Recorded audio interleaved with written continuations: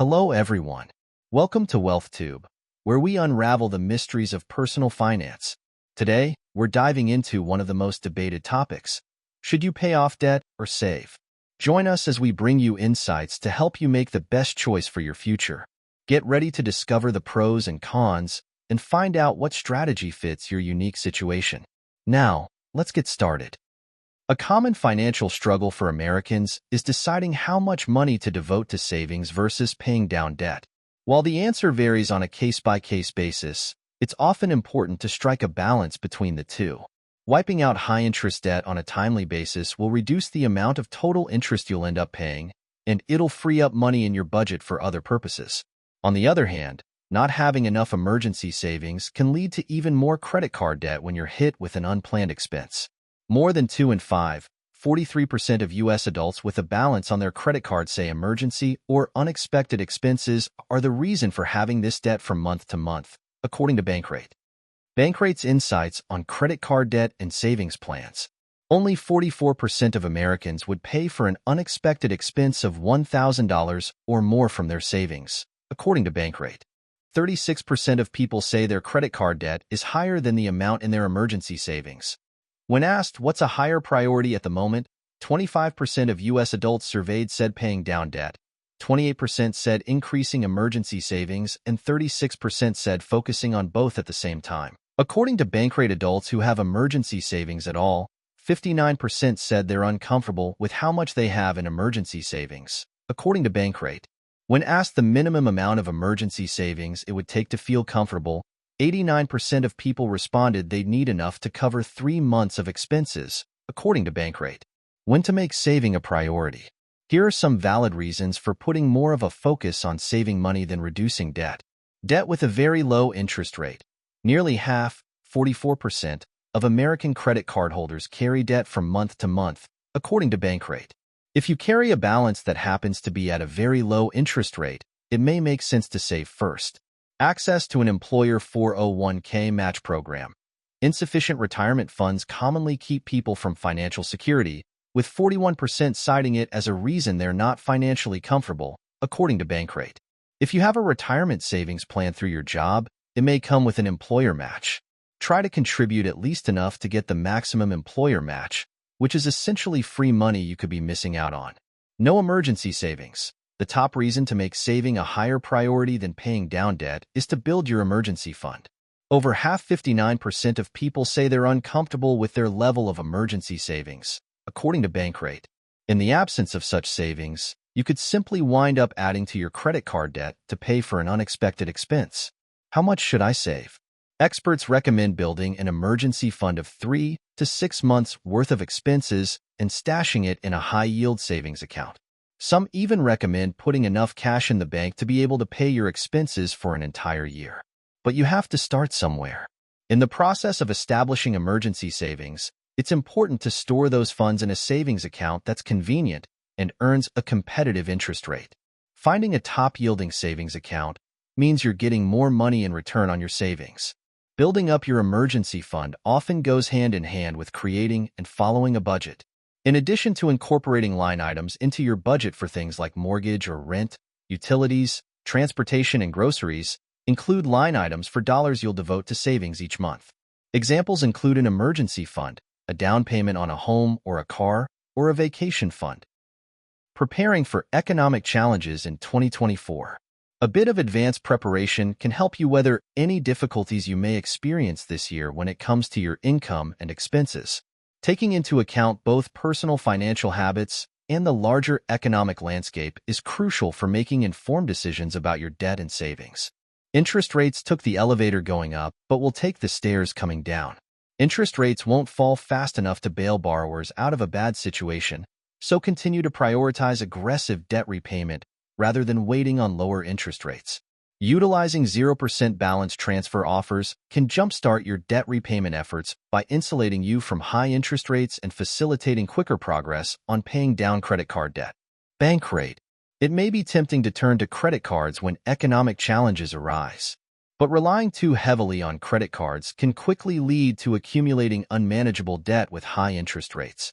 The problem of credit card debt is especially pronounced among those with lower incomes. More than half, 57%, of cardholders with annual household incomes below $50,000 carry credit card debt.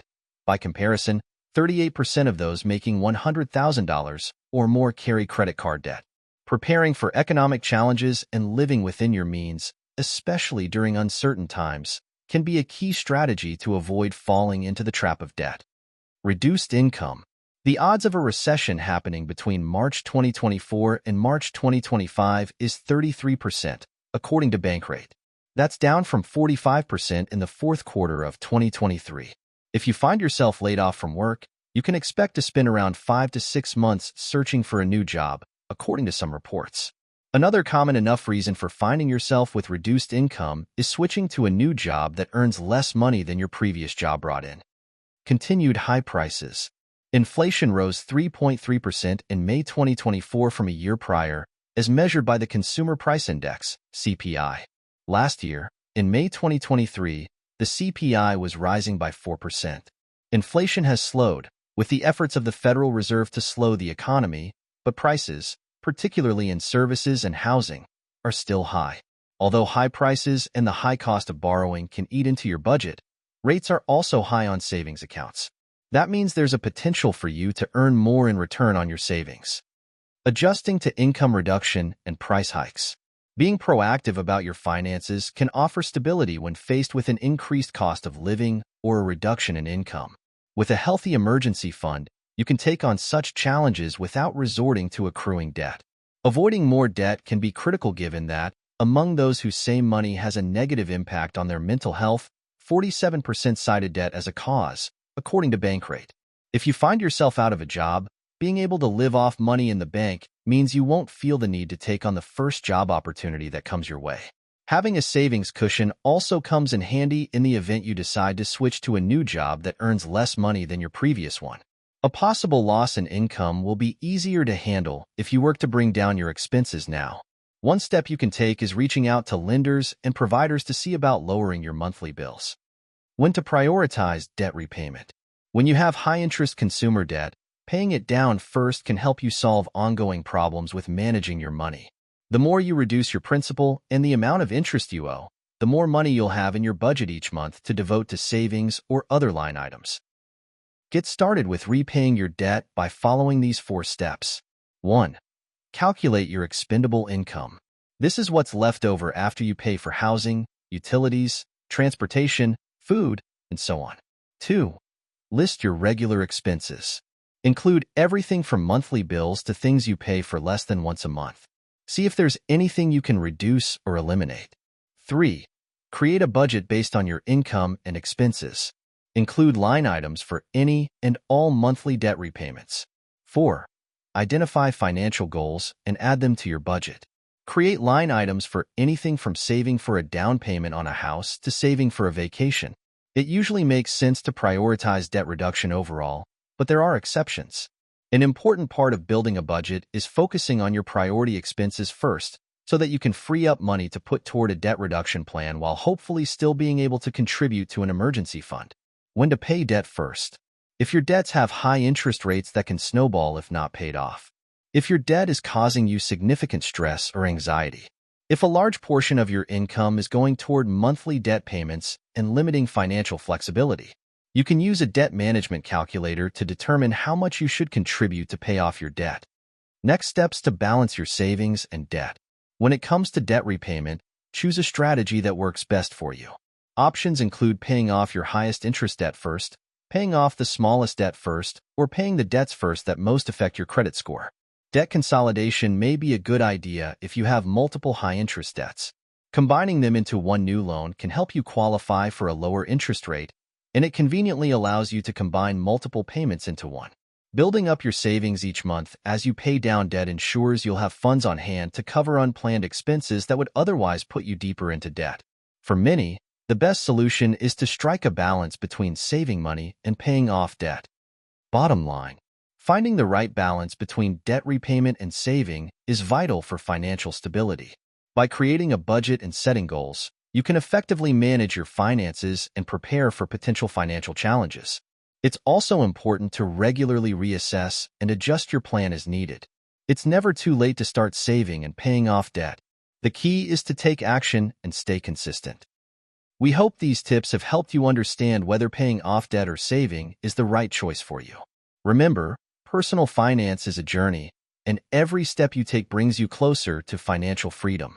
If you enjoyed this video, don't forget to give it a thumbs up, share it with your friends, and let us know your thoughts in the comments below. And make sure to subscribe and hit the notification bell so you never miss out on our latest videos. Thanks for watching WealthTube, and we'll see you in the next video.